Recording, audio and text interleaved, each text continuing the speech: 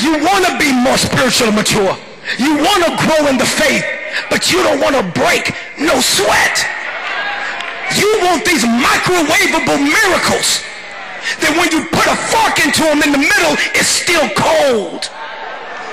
The reason why mama's and grandmama's dinner was so good the other day, you know why? She didn't just cook that dinner when you showed up. She started cooking 24 hours before you got there. She went through the process of letting them greens sit. Them black-eyed peas sat. That food sat for a while and it simmered. Some of us get in storms and we don't want to sit. We get in bad relationships and we don't want to sit. We got a child getting on our nerves and we don't want to sit. We don't want to let the process simmer so that when we come out of it, we're still not cold in the middle and wonder why there's no victory in our life, because we didn't sit and go through the process. You got to accept what he brings. Because what he's bringing is the tool that gets you where you need to be. Great example, just real quick. I ain't gonna keep you long. Oh man, I'm going on my time. Just great example. Last year, I was at the American Music Awards, and I hate award shows. Hate them. I hate them for two reasons. I hate what they do to me. I hate the person I see in me when I win, and I hate the person I see in me when I lose. Hate it. I see the pride in me when I win, and I see the defeat in me when I lose. So I hate it, so I might as well not go. But God strategically puts your butt on that oven to deal with what you say you don't like. Was driving up to the American Music Awards, and I was intentionally late. Stayed up in my room longer, lying about I wasn't ready yet. I was lying about I wasn't ready yet. I was hoping that by the time I got there that the red carpet would be over, because I hate the red carpet. The red carpet is where everybody, the paparazzi and the press, they're waiting, everybody got a limo, and I was hoping that me, just messing around, I'd be late and it'd be over. I was like, okay, now I'm real late. It's got to be over. I pull up, it's still going on. I said, dog. And so I pull up, and the limo in front of me, Ryan Seacrest gets out. Now, there are fans and people all across the street, and whenever somebody gets out the car, all these little white girls and stuff, they would just come, oh my God, oh my God, oh my God, oh my God, oh my God, oh my God. And I'm thinking to myself, they ain't gonna know me. And so what I did is I snuck out my door. I didn't even go that way. I snuck out this way, and I was going to try to hurry and get it over. As soon as I got out the car, Miss Beyonce and her whole entourage come by. Now, she's from Houston. We're from Texas. Oh, hey, Kirk, how you doing? Doing good. Good singing. And so now, when you get out of your car, and right before you go down the red carpet, there's this tent. And they have everybody up under the tent right before you go down the red carpet. And so that's when your publicists are with you, and they prep you and everything before you go. Now, that red carpet is about from here to the back of that door, right? And I'm up under the tent. I'm up under the tent, and the people I'm getting ready to go down the red carpet, in front of me is Duran Duran. Now, any of you were fans of the 80s, Duran Duran is a big pop group, huge. And this was their reunion. They just got back together, and this was their reunion. So they're in front of me. Their press, and ages and stuff, is me, and behind me is Beyonce. Exactly. And Beyonce got about 4 or 5 people doing her hair, and they doing her nails, and she getting that thing on, doing everything, and it was just me, and it's me and one person with me. And I'm standing there like, wow, Jesus, you are so funny. And so the guys are like, okay, now, when I tell you guys to go, I want you guys to go, and the press is going to, turn around and take a picture. So you got Duran Duran, their entourage, you got Beyonce, whole entourage, and you got me and one lady, okay? Y'all remember the movie Harlem Nights?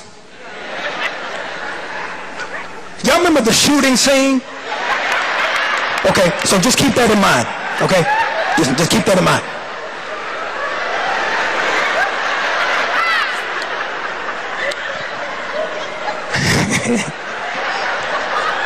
So my man says, you ready? Go! And as soon as we go from under that tent, Duran Duran, they go out, and the paparazzi says, Duran Duran, this way, turn this way. Duran Duran, this way. Cameras. And then they saw Beyonce. Beyonce. pop, pop, pop, pop, pop, pop, pop, pop, pop, pop, pop, pop, pop, pop. And my public said, "And you got Kirk Franklin?" Somebody said, "Pop."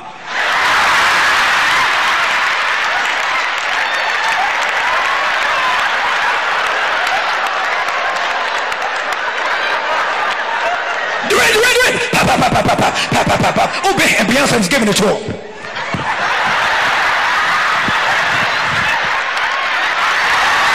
She was giving it to him, right? Giving it to him, pop, pop, pop, pop.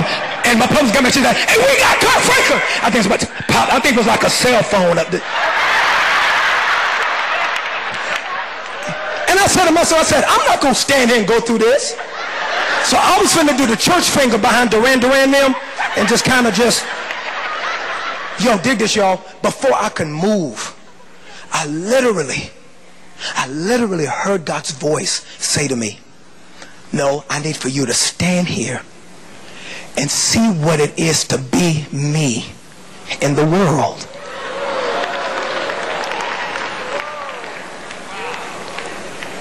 The rejection you are feeling right now is what I feel from you and all of y'all that say that y'all with me every day. You stand here and you do every camera shot, every cell phone picture, because I needed that, because that was part of my process. The most difficult things in your life right now, stop running from them. It is a divine setup for your process. It is your process. That ugly, frustrating relative and all those people that drive you crazy, they are the process of Christ likeness. That stuff does not come easily. That stuff comes very painfully. Do you hear me? Closing. Last one you got to remember is this one. You cannot forget the check in your hand. Paul says in verse 10, he says, "For my desire and my goal is to know him." What he did is he kept his goal during the difficult process of losing the things. He kept the goal in front of him. He kept it in front of him because he had to remember that that's what he signed up for. He said that my goal is to know him in the glory of his resurrection and the fellowship of his suffering. It's in verse 10. That's what he says in verse 10. He said the only way he was able to go, the only way you're able to go through is you got to remember the check that has your name on it and the value that it's going to be when you get all that new furniture. He only takes away to replace stuff with greater value. Last but not least. What you got to remember is the beginning of the chapter. Chapter 3, write it down. The beginning of the chapter says, "Rejoice in the Lord always." And then he says, right after that, he says, "I say it again, because it is protection for you." Lord, help me with this. He says, "Rejoice because it is protection from you." Protection from losing your mind. Protection from going crazy. The rejoicing is protection for you. It is God's bailout plan. Bailout plans are designed to give individuals or institutions, especially institutions, some security and some covering during difficult times. Rejoicing for you is God's bailout plan. And when I say rejoicing, I'm not talking about emotional roller coasters. I'm not saying for everything give thanks. I'm saying in everything give thanks. In everything give thanks, because that is your spiritual bailout plan. It is the way that you get out of your stuff. It is the protection from going crazy.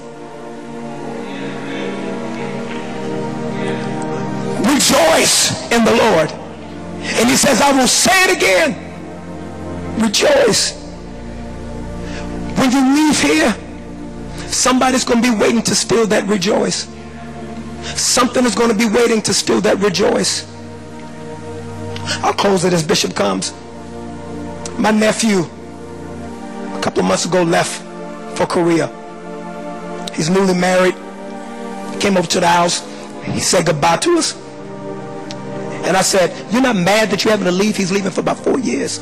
I said, you're not mad? He said, no. I said, well, you're not mad? He said, because I did what a lot of my other friends didn't do when we graduated. A lot of my friends, they signed up for the military to get that big check. And that's all they did. And so when they get called to go overseas, they get mad and frustrated. He said, I didn't get mad because before I signed my name, I read the small print. And in the small print, it says there's a possibility that whenever we need you and we call on you, you gotta go. And so he said, I'm not mad because this is what I signed up for.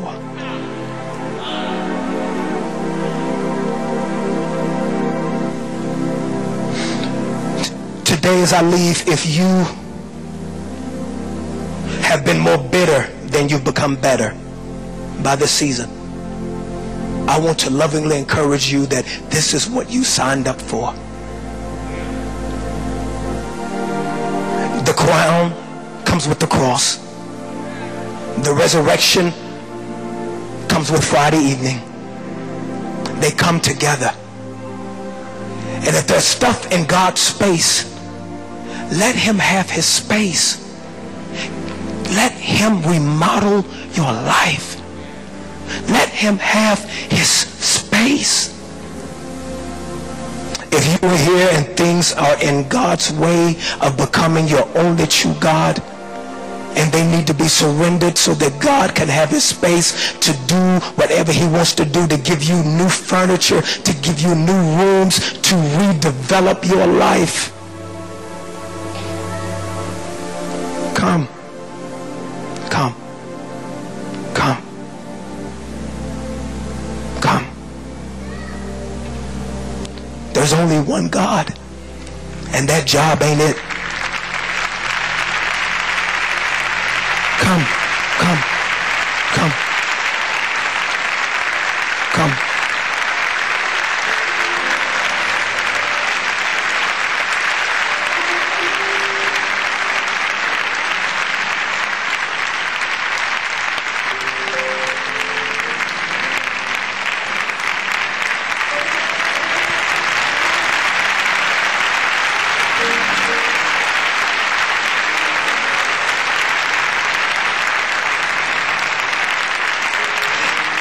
The pain is intentional.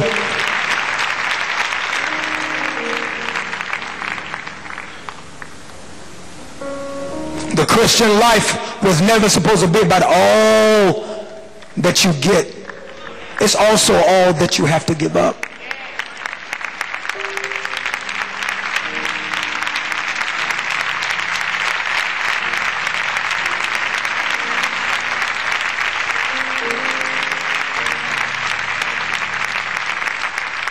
Paul says, for the sake of Christ, I consider everything that I had rubbish.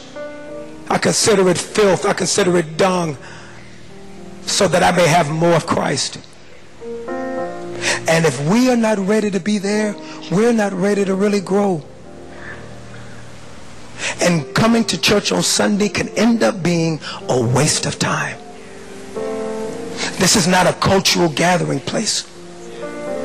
This is a place where we die so that he can live.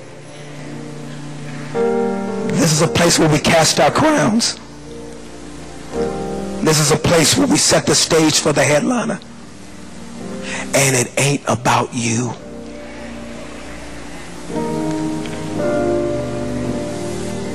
Now, I don't have no magic secrets. There's no magic pill. People that lose weight put in the work. People that get in shape, they put in the work. There's no diet pill. All of these tricks that you see on TV, that stuff is a trick. Nothing beats the work.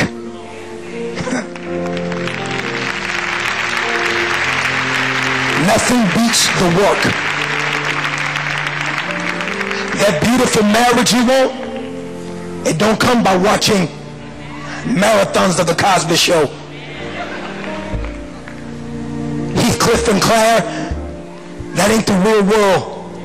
The real world is fighting. The real world is losing jobs. The real world is sick babies, and you gotta stay in there till death do you part. When you come to Christ, it ain't about the always getting the bonus and the job and the raise. It is till death do you part.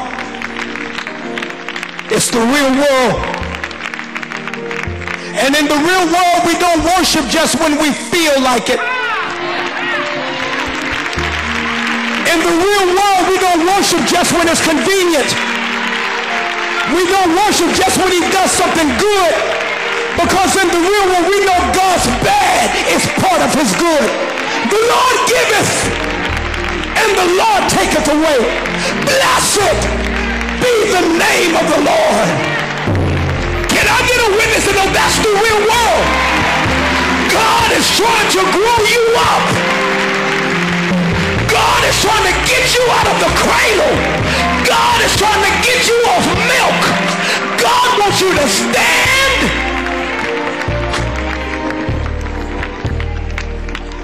The reason why your grandmama not losing her mind right now is because she didn't have some practice.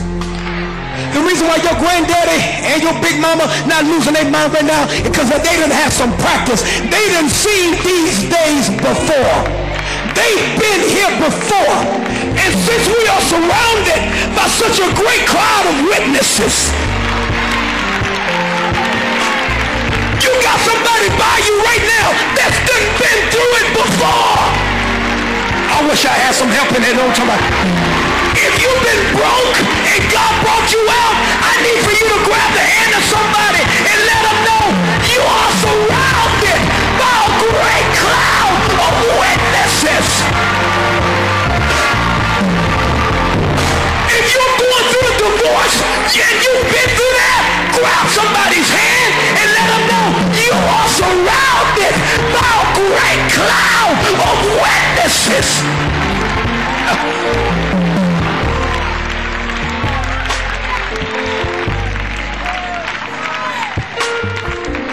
You don't have to lose your home just because you lost your house.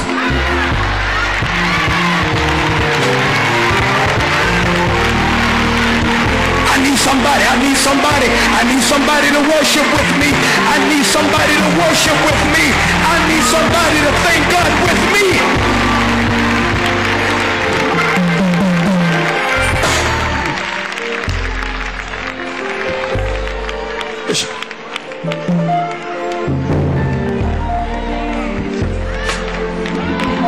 Thank you.